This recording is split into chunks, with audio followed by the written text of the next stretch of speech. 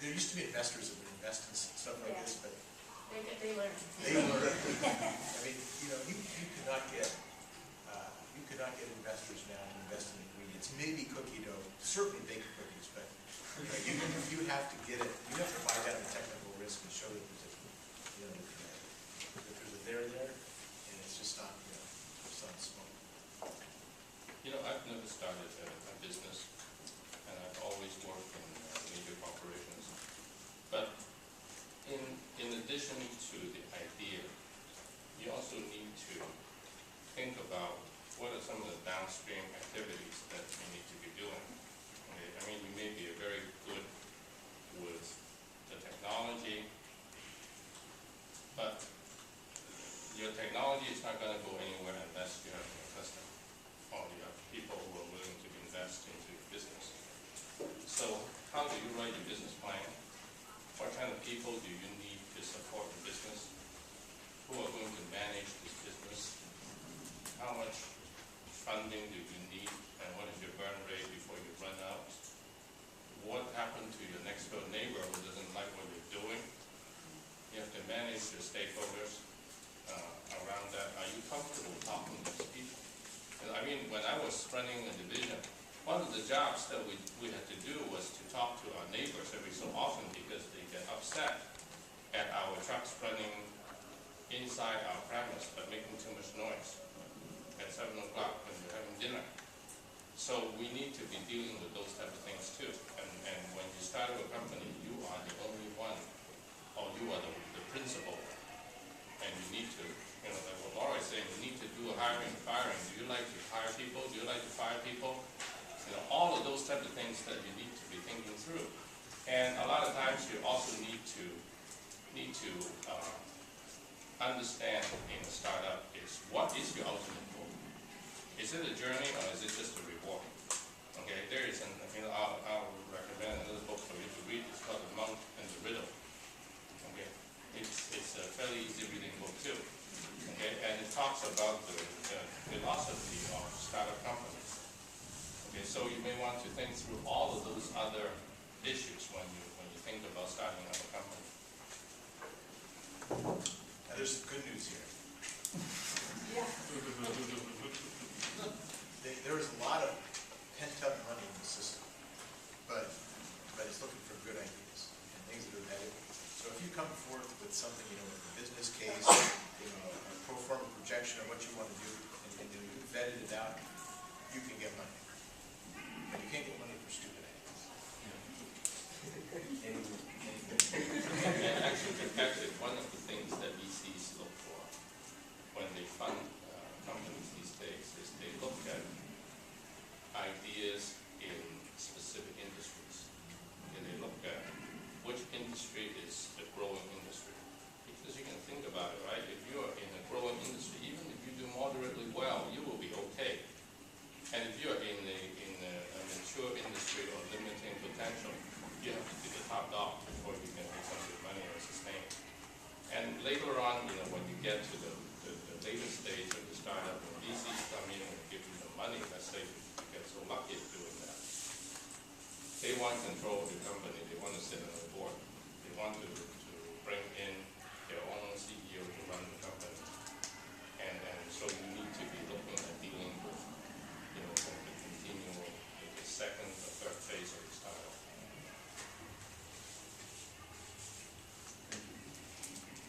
So, It says here, what are the challenges? So, the challenges is like I said, is you have to, you're going to be, you and your partners are going to be cheap cook and bottle washers. So you've got to do everything. And you try to find other resources that you can leverage, that you can hire people to do stuff for you. But you're trying to do a lot with very little, at least to the point where you can, get to the point where you establish efficacy and idea in the business case and all that. But, it's, you're building yourself up by your bootstraps. But, that's the fun part. It's both terrifying and fun.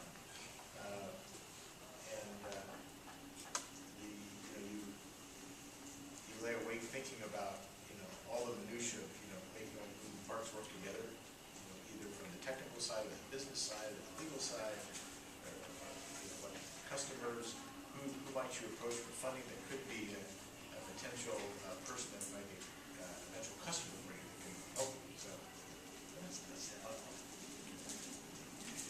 So we don't have any time for any more questions, but we just have one last question for all the panelists.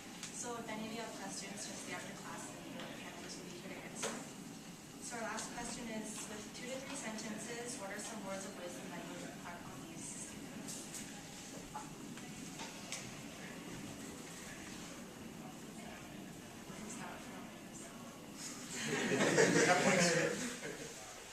Well, I don't have any words of wisdom, but I just want to share some thoughts with you. Okay.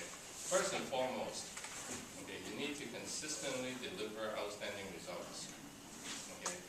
And you need to be effective in communicating with various types of people, and always assess your capabilities, set your goals early, and be very alert on the opportunities that matches with your interests and capabilities, and find some good mentors along the way.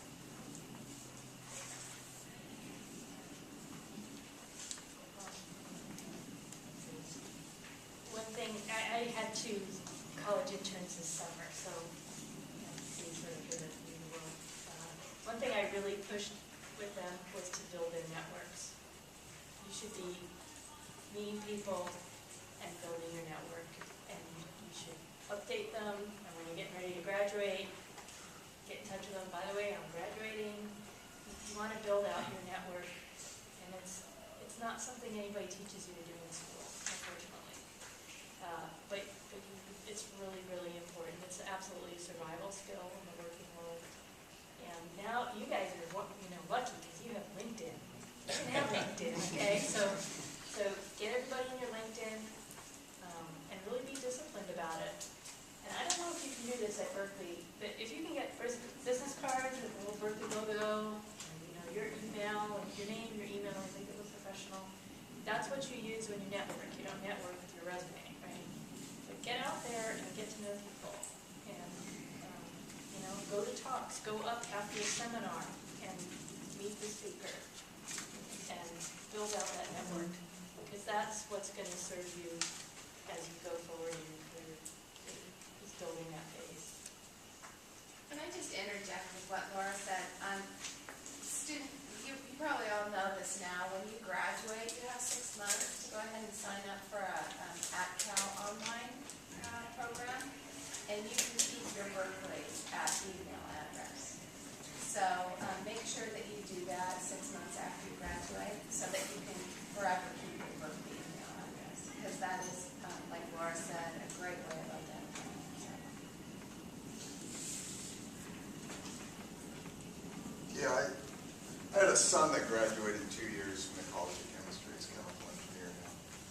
And I broke this into 2 things. Words of wisdom, as you're still a student, always do more homework than assigned. Always sleep well before a test. So, as a student, those are my words that I live by. As you get into your job, I look at people in 3 ways. My dad taught me this. You have the problem ignorers, you have the problem identifiers, and you have the problem solvers. If you're recognized as a problem solver, your career will go well. So always look for opportunities to be not only the problem identifier, but the problem solver. That's important. And then even early on in your careers, accept responsibility on as much as you can. Try to absorb it. People giving you responsibility is a gift. It's not a burden. And the more responsibility you can take on earlier in the career, the more benefit and more choices you get as you pursue your career path. And then one last item, again, as you start in, never be the guy to volunteer to go get Cokes. Okay? You don't want to be the guy to volunteer to go get Cokes for the group. This is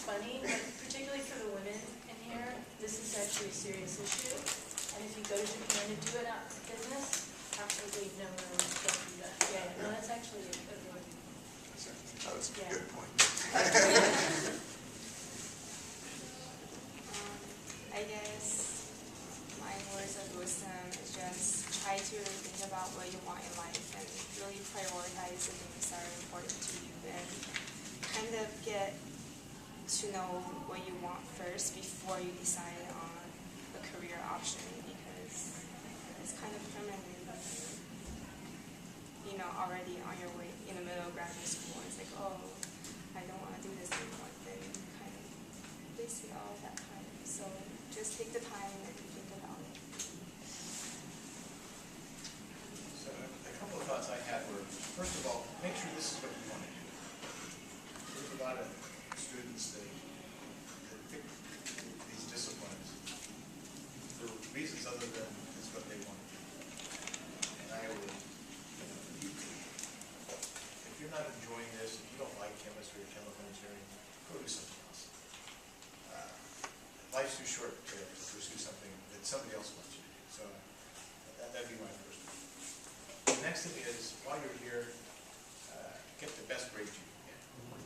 If you want to work for a big company, you have to get the camel's nose under the tent. And the only way that's done now is with grades. That's the only thing. There's so many applications. They filter based on grades. I don't believe grades are a good indication of what somebody's capable of, but unfortunately, that's how it's done. So get the best grade you can get. As mentioned about networking, it's really important, absolutely important. Both when you're here or when you get under the job, go search out the people that have experiences that are interested in, and especially when they're older folks and they find somebody who's young has expressed interest, especially if they see that you're going to be supporting their stock plan, they'll be more than happy to.